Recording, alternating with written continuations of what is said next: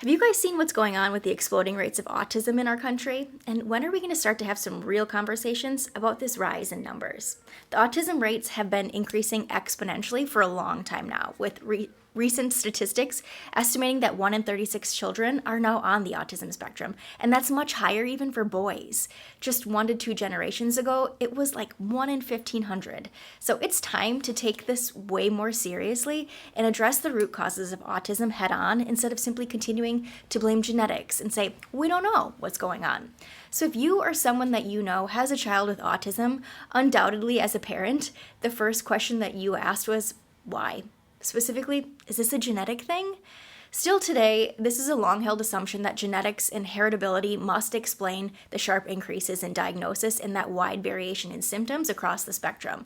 However, we're here today to challenge that assumption and propose an empowering new perspective that's backed by the emerging science. So while genes do, of course, play a role through something that we call genetic predisposition, even the traditional medical doctors and media outlets are now being forced to admit that there is an environmental factor. So while they pretty much leave it at that, just a general blanket statement regarding the environment, we do the opposite. And this video today and all of our content is going to take you deep into the real root causes and the known triggers of autism spectrum disorders. We now know that there is a full-on environmental perfect storm brewing for kids struggling with autism, and genetics only plays a small role in that whole picture. This video is for parents and caregivers of children anywhere on the autism spectrum who are seeking clarity, community, and care options that dive deep into the real root cause of autism rather than merely calling it genetic and hoping to work around the challenges that autism presents.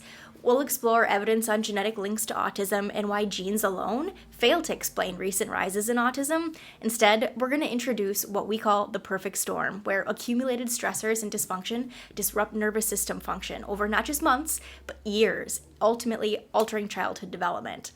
Parents, you're going to find some drug-free answers to help your child through their own perfect storm. And I'm going to start with the story here first, and it is about a little boy named Gabriel. And I will never forget him because he was the first patient with autism that we were able to care for. After 3 years of constant struggles with everything from torticollis, plagiocephaly, delayed crawling and walking, to stimming, speech delays, and just some major motor tone issues and so forth, his parents took him in for a full-day neuropsych eval shortly after his 3rd birthday. And it was here that they received his autism diagnosis. And they were also told there's nothing you can do to help. They weren't told that his birth had anything to do with it or that his gut issues had anything to do with it. They weren't even told that diet and lifestyle changes could help him. Basically, they were told he's never going to walk, he's going to need major life support for the rest of his life. Embrace it and accept it as his parents. So when parents ask why autism occurs, mainstream medicine often says it's because we've got better recognition of it now. There's a genetic predisposition, it's bad luck, etc. They only recently started to admit that there's also a mix of environmental factors at play. But even when they do, they still only offer such little explanation or research behind those answers. So while genetic factors are always at play for various conditions, we've known for nearly 2 decades now that genetics don't explain chronic illness all on its own. There is no single autism gene. Yes, over 100 genes regulate risk factors of autism, but these mutations only appear in 10% of all autism cases. That means the other 90% can be attributed to something else. So, if we now know that environmental factors play a role, what factors matter most? This is where things get fascinating, interesting, exciting, and frustrating all at the same time, because it is such a multifactorial conversation. And the causes are all over the place, right? But here's what we know about this perfect storm sequence or list of stressors and toxins that these kids often go through.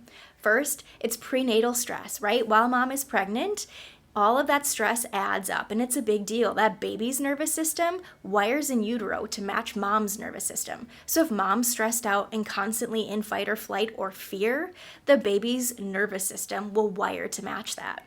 Next, birth interventions and birth trauma are also a big deal. A study of newborns revealed that over 80% had damage and dysfunction in their upper cervical region, right at the brainstem. It's a critical area. And this study didn't just include those babies delivered with the pulling, bending, twisting associated with C-section births, forceps, and vacuum extraction, but even with the most natural, hands-off deliveries. Third, early exposure to things like antibiotics, medications, and toxins is a big deal. Evidence shows that all three of these factors significantly shift the body into sympathetic dominance or prolonged states of fight or flight. And each one fills the body's stress bucket. And when they're used frequently, especially within the first years of life, that bucket starts to overflow and those perfect storm symptoms, they start rolling in. On top of all of these things, other clinical experiences and emerging research are starting to talk about things such as exposure to EMFs, mold, and other household toxins or chemicals in foods, soaps, detergents, deodorants, makeup products, and then toxins in things like medications or part of a medical intervention. So, what does the perfect storm do? These events and triggers that we just talked about, they lead to a neurological tipping point for many children where they may be developing normally or they're mostly on track, and then once all of this stress and toxicity adds up or it stacks up, their nervous system gets locked into that sustained, stuck fight or flight pattern of sympathetic dominance. And once the nervous system is shifted and stuck into that pattern, all of the development and general health functions, they're thrown off track. We're talking things like gut and immune function, gross motor, fine motor, sleep, inflammation levels, and so much more. And once these challenges start to pile up, the brain and the nervous system then get off track and they begin to struggle with the core elements that are often associated with autism. So things like communication, ability to interact socially, sensory processing skills, restricted or repetitive behaviors, stimming, so forth.